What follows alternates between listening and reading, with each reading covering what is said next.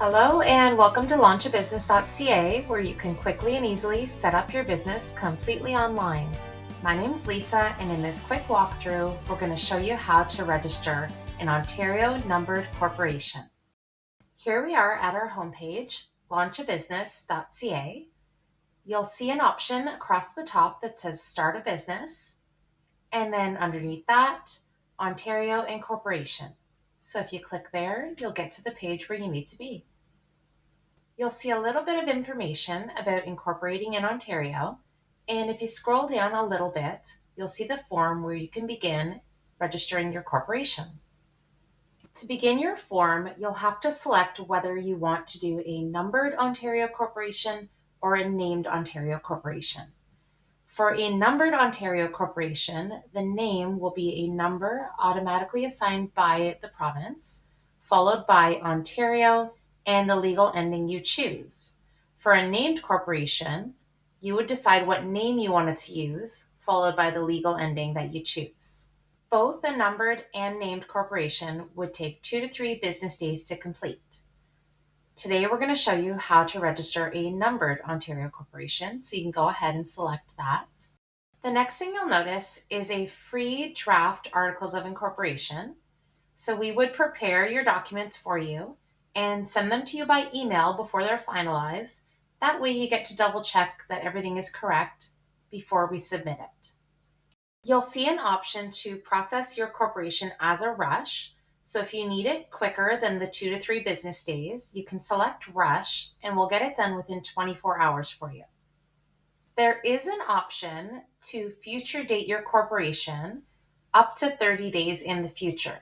So if you want the start date to be specific, you can select this and choose your date up to 30 days in the future. Otherwise, if you select no, we would just process it as soon as possible. Next, you'll have to decide what type of share structure you want to use. The share structure wording outlines the type of shares that a corporation is able to issue.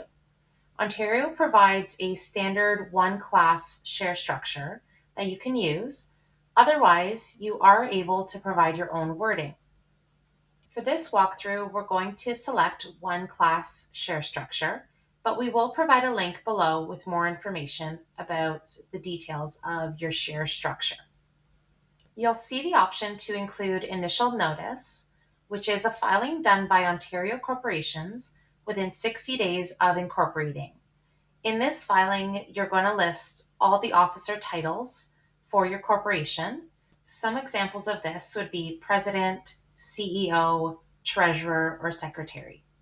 A corporation is able to register a trade name, which is also known as a operating as name or doing business as name. So if you're going to be operating the corporation as a name other than the full corporate name, you can register a trade name. You'll see that there are additional fees, including an additional government fee, and you can also choose to pre-search the name or rush the trade name registration if you'd like. There is also the option to include CRA account registrations, including retrieving your business number or registering an HST or payroll account. We also offer you the option to include a corporate supplies package. And if you click on this, you'll see the 3 options with a breakdown of what's included with each package. If you include this, there is a shipping fee to send the package, and you will have to provide a shipping address for delivery. There is a government fee of $300 for any new Ontario corporation. Then you'll see your grand total below. You'll want to click on the link to read through the terms in use before checking off that you agree. And the same goes for the Freedom of Privacy and Information Act. Then click Next to begin inputting your information. Because we're doing an Ontario numbered corporation, the province will automatically assign a number followed by the word Ontario and then the legal ending that you select. All of the legal endings mean the same thing. It would just depend on your preference for which one to use. You'll need to provide a brief description of the primary business activity for the corporation. We'll also need an official email address where any documentation will be sent. Then we'll need the head office address for the corporation, which can be a residential address. However, it cannot be a PO box. For your corporation, you'll need to indicate the minimum and maximum number of directors that can be listed at any time. For example, if you list a minimum of 1 and a maximum of 2, it means you can have as few as 1 and as many as 2 directors listed at any time. If you list a minimum of 1 and a maximum of 1, it means you can only have 1 director listed at any time. If, for example, you list a minimum of 1 and a maximum of 10, it means you can have as few as 1 director or as many as 10 at any time. We'll need the full name of each director being listed on the Articles of Incorporation. The name should be listed as it appears on government ID. You can also provide an email address if you'd like for each director. If you included the initial notice filing on the first page, you'll see a list of officer titles that you can select for each director. These titles won't appear on your Articles of Incorporation, but instead are filed with your initial notice filing. Input the address for each director, either the same as the business address or different. If you need to add additional directors, you can do that here. Next, we'll need to know who the incorporators of the corporation are. The incorporators are those who are creating the corporation. Typically, they're the same as the directors being listed. However, you can list different incorporators if that's the case. And we'll need confirmation for who is authorizing the registration, either the first director listed or a person acting under power of attorney if you're doing this for someone else. Depending on what options you selected on the first page, you'll need to provide different information after you click Next.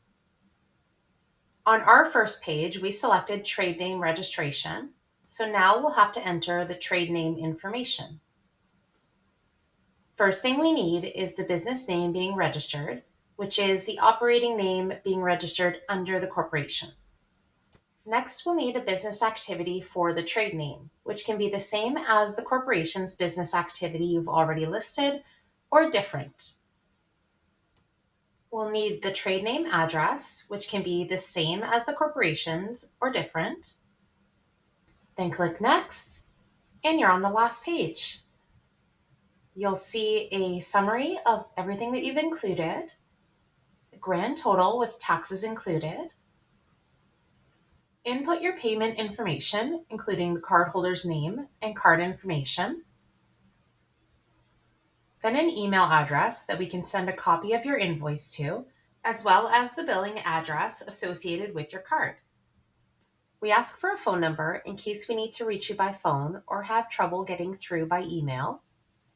Then answer a simple math question and click Submit. That's it, you're done.